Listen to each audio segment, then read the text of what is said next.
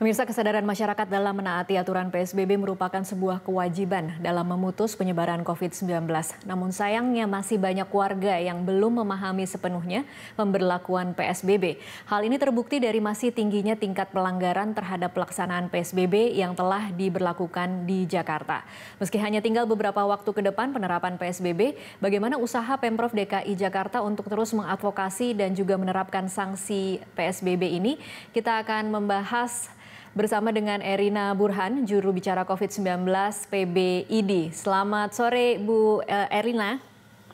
Selamat sore Tasya. Iya, Ibu Erina, kalau kita melakukan evaluasi terhadap penerapan PSBB, masih banyak sekali pelanggaran. Kita tahu ada perusahaan yang melanggar kemudian ditutup dan diberikan sanksi, kemudian ada juga beberapa pelanggaran yang tadi sudah kita tampilkan di layar. Menurut Anda, mengapa warga hingga saat ini masih terus melakukan pelanggaran? Nah, itulah yang saya khawatirkan, bahwa warga ini mungkin masih juga belum mengerti dengan penularan dari COVID-19 ini. Saya tidak bosan-bosannya mengatakan bahwa virus COVID-19 ini menular akibat interaksi antar individu yang terlalu dekat, artinya jarak kurang dari 1 meter, kemudian tidak memakai masker, tidak mencuci tangan. Oke, kalau memakai masker kita bisa lihat sebagian memakai masker, tapi jarak itu kalau saya lihat tayangan atau foto-foto yang beredar, itu masyarakat seperti tidak peduli ya. Masih antri berdempet-dempetan, tidak ada menjaga jarak. Belum lagi kita bicara soal cuci tangan. Pakai masker juga nggak semua. Nah, ini saya sebagai tenaga kesehatan sangat khawatir kalau ini tidak segera kita koreksi. Artinya apa? Sebetulnya masyarakat sendiri yang rugi.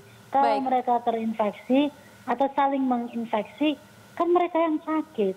Tapi bukan mereka saja yang rugi karena sakit, petugas kesehatan juga lama-lama nanti akan kewalahan. Iya, baik. Kalau menurut Anda, Bu Erina, ini masalah belum teredukasi, belum tahu metode penyebarannya, atau memang sudah tahu tapi lebih ke acuh, Bu Erina? Ya, jadi memang banyak masyarakat yang abai. Tapi saya kira juga penguasa juga harus memfasilitasi agar aturan itu dijalankan. Oke lah, sekarang kan relaksasi, transportasi dibuka, tapi saya kira juga masyarakat mesti pintar. Nah, untuk bisa pintar itu kadang-kadang bukan butuh pengetahuan saja, tapi perilaku juga terlihat begitu ya. Dan kalau ini tidak terlihat, saya kira sudah pada tempatnya Pemda atau pengusaha melakukan semacam tindakan untuk menertibkan. Ya, mungkin tidak dihukum. Kita juga tahu situasi ini serba salah ya. Orang kalau dihukum, tapi mungkin pada saat antri itu betul-betul disiplin yang contohnya di bandara. Otoritas bandara harusnya juga ikut menerapkan. Artinya pasien tidak bukan pasien, konsumen atau klien jangan dibiarkan bertumpuk-tumpuk seperti itu, tapi dipastikan bahwa physical distancing-nya dipraktekkan, dijalankan. Baik, Bu Erina, kalau kita lihat kan sebenarnya penerapan sanksinya sudah ada sanksi denda, kemudian juga kita menyaksikan ada sanksi kerja sosial yang kemudian beberapa warga sudah menjalani harus membersihkan fasilitas umum. Kalau itu tidak cukup, ada ide tidak Bu Erina harus bagaimana lagi sebenarnya aparat yang bekerja di lapangan bisa menertibkan masyarakat agar lebih tertib terhadap PSBB ini?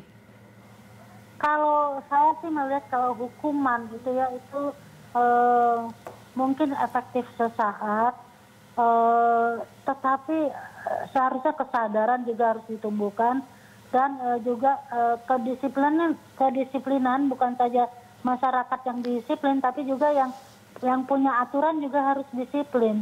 Artinya mesti dikawal terus pelaksanaan itu sesuai atau memang ya itulah intinya, bahwa kalau di depan mata dilihat bahwa itu tidak benar, harus langsung dibenarkan, jangan ditunggu, tunggu dulu melanggar nanti kita hukum. Itu kan sama-sama capek.